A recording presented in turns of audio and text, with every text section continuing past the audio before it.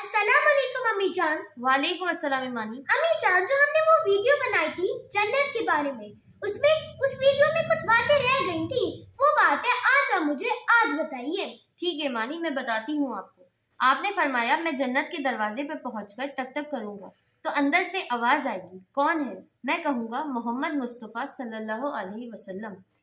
तो अंदर से आवाज आएगी, या रसूल अल्लाह, मरहबा मरहबा या रसूल अल्लाह। अल्लाह ने फरमाया था मैं खुद उठ के खोलूं। मैं हूँ जन्नत का जीएम रिजवान, जन्नत का खाजिम। मैं खोल रहा हूँ। मैं आज तक किसी के लिए नहीं उठा, ना आइंदा उठूंगा। वो दरवाज़ा खोलेगा और आपने फरमाया मैं एंटर होऊंगा और मेरे साथ मेरी उम्मत का गरीब लोग पहले एंटर होंगे। मेरे साथ जितने भी गरीब लोग होंगे वो सब एंटर होंगे। और एक अजीब हदीस सुनो। कहा मैं जब जा रहा हूँगा एक तरफ से औरतें आएंगी और मेरे आगे निकल जाएंगी, तो मैं उनसे पूछूंगा तुम कौन हो जो अपने नबी से आगे जा रही हो? वो कहेंगी या रसूलल्लाह, हम आपकी उम्मत की वो बेटियां हैं जो जवानी में बेवा हो गई और औलाद के खातिर दूसरी शादी न की। आपने फरमाया वो मुझसे भी आगे जा रही होंगी। तो इस तरह जब जन्नत में एंटर होंगे तो हर आदमी अपनी सवारी को पहचानता होगा। हालांकि पहली दफा एंटर हो रहा है, इसका सर्वेंट जानेगा ये मेरा आका है, इसका ये जानेगा ये मेरी सवारी है।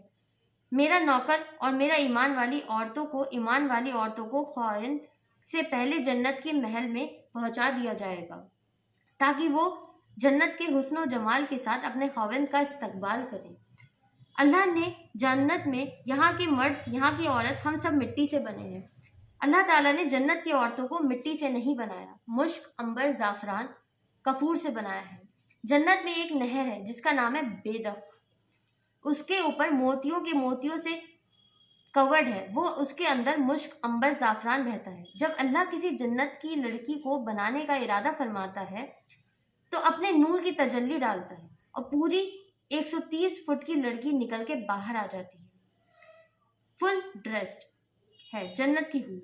ये नहीं कि वो किसी माँ के पेट में हमल होता है, फिर वो 9 महीने के बाद पैदा होती है, फिर वो फीडर लेती है, फिर वो रहती है, बड़ी होती है और फिर वो जाकर हूर बनती है। ऐसा नहीं है, ये सब हमारे साथ है, हमारे लिए है। वो तो मेरे रब तजल्ली डालता है, ऐसे निकलती है सूरज को उंगली दिखा दे, सिर्फ फिंगर टिप दिखा दे तो सूरज नजर नहीं आएगा।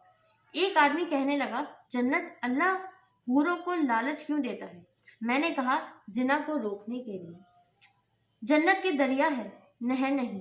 दरिया होंगे और वो जमीन के ऊपर चलेंगे।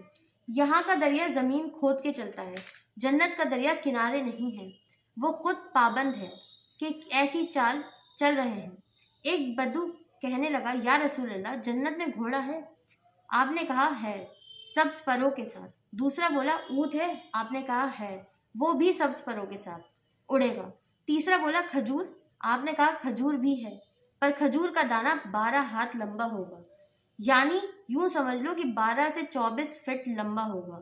तुम 130 फीट के और खजूर 24 फीट की। ठीक है, आप बता ही रहे थे। इतने में एक नौजवान बोला 130 फुट तो बहुत बुरा लगेगा, हम तो इसी तरह ठीक है। मैंने कहा फर्ज करो तुम यहीं 6 फीट 5 फीट जन्नत में चले गए और तुम जन्नत में एक दरख्त के नीचे खड़े हो तो खजूर 25 फुट की खजूर लंबी तुम्हारे सिर पे गिर गई तो तुम किधर जाओगे?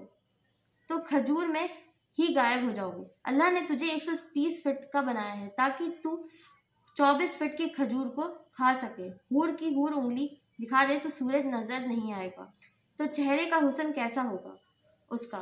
130 फुट लंबे उसके बाल होते हैं। जब वो यूं सर हिलाती है और अपने बालों को हिलाती है तो पूरी जन्नत में सर्च लाइट जलने लगती है और रंगों से पूरी जन्नत भर जाती है। समझिए आप ईमानी? जी अम्मी जान, मैं बिल्कुल समझ गई।